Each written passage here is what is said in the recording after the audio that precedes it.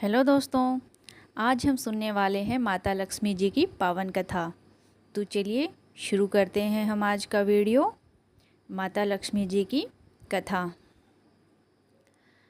इसी दिन समुद्र मंथन के समय क्षीर सागर से लक्ष्मी जी प्रकट हुई थी और भगवान विष्णु को अपना पति स्वीकार किया था। कथा इस प्रकार है।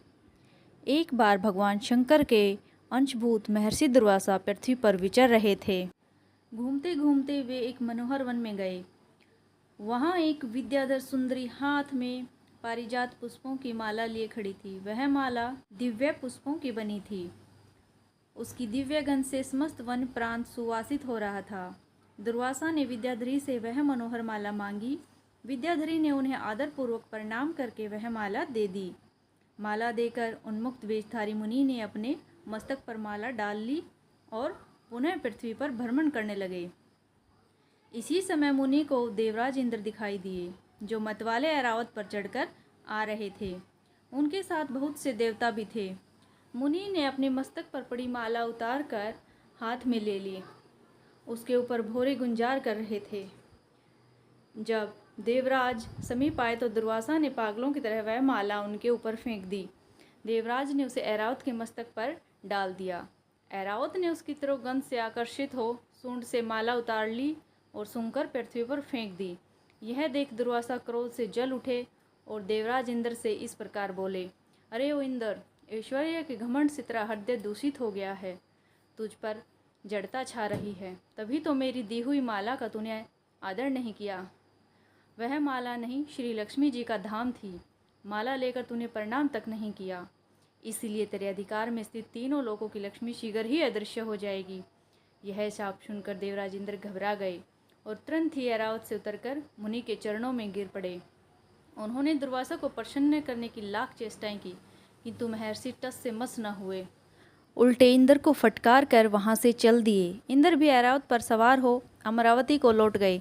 तब से तीनों लोकों की लक्ष्मी नष्ट हो गई। इस प्रकार त्रिलोकी के श्रीहीन एवं स्तव रहित हो जाने पर दानवों ने देवताओं पर चढ़ाई कर दी। देवताओं में अब उत्साह कहाँ रह गया था। सबने हार मान ली।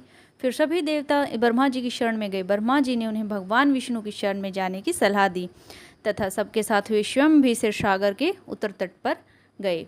वहां पहुंचकर ब्रह्मा आदि देवताओं ने बड़ी भक्ति से भगवान विष्णु का स्तवन किया। भगवान प्रसन्न होकर देवताओं के सन्मुख प्रकट हुए। उनका अनुपम तेजस्वी मंगलमय विग्रह देखकर देवताओं ने पुनः स्तवन किया। तत्पश्चात भगवान ने उन्हें क्षीरसागर में मंथने की सलाह दी और कहा, इससे अमृत प्रकट होगा। उसके पान करने से तुम सब लोग अजर अमर हो जाओगे, किंतु यह कार्य है बहुत दुष्कर, अतः तुम्हें दैत्यों का भी अपना साथी बना लेना चाहिए। मैं तो तुम्हारी सहायता करूँगा ही। भगवान की आज्ञा पाकर देवगण दैत्यों से संधि करके अमृत प्राप्ति के लिए प्रयास करने लगे। वे भांति भांति की औषधियाँ लाए और उन्हें क्षीरसागर में छोड़ दिया। फिर मंदराचल पर्वत को मथानी और वासुकी नागराज को नेति बनाकर बड़े वेग से समुद्र मंथन का कार्य आरंभ किया। भगवान ने वासुकी की पूंछ की ओर देवताओं को और मुख की ओर दैत्यों को लगाया।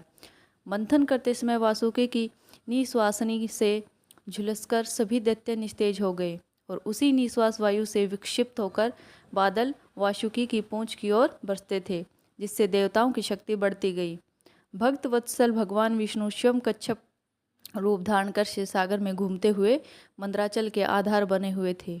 वहीं एक रूप से देवताओं में, एक रूप से दैत्यों में मिलकर नागराज को खींचने में सहायता देते थे तथा एक अन्य विशाल रूप से जो देवताओं और दैत्यों को दिखाई नहीं देता था, उन्होंने मंदराचल को ऊपर से दबा रखा था। इसके साथ ही वे नागराज वासुकी में भी बल का संचार करते थे और देवताओं की भी शक्ति बढ़ा रहे थे।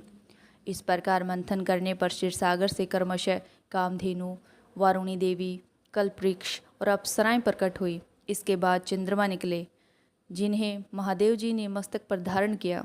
फिर विष प्रकट हुआ, जिसे नागों ने चाट लिया। तदनंतर अमृत का कलश हाथ में लिए धन्वंतरी का प्रादुर्भाव हुआ। इससे देवताओं और दानवों को भी बड़ी प्रसन्नता हुई। सबके अंत में क्षीरसागर से भगवती लक्ष्मी देवी प्रकट हुई। वे खिले हुए कमल के आसन पर विराजमान थी। उनकी अंगों की दिव्य कांति सब ओर प्रकाशित हो रही थी। उनके हाथ में कमल शोभा पा रहा था। उनका दर्शन कर देवता और महर्षिगण प्रसन्न हो गए। उन्होंने वैदिक त्रिसूतक का पाठ करके लक्ष्मी जी को सत्वन करके दिव्य वस्त्राभूषण अर्पित किए।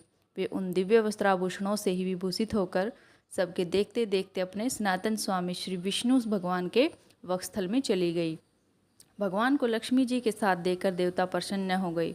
दैत्यों को बड़ी निराशा हुई। उन्होंने धन्वंतरी के हाथ से अमृत का कलश छीन लिया। विष्णु भगवान ने मोहिनी स्त्री के रूप में उन्हें अपनी माया द्वारा मोहित करके सारा अमृत देवताओं को ही पिला दिया। तदनंतर इंद्र ने बड़ी विनय और भक्ति के साथ श्री लक्ष्मी जी ने देवताओं को मनोवांछित वरदान दिया। दोस्तों, अगर आपको कहानी अच्छी लगी हो तो वीडियो को लाइक करें और चैनल को सब्सक्राइब करें। Thanks for watching.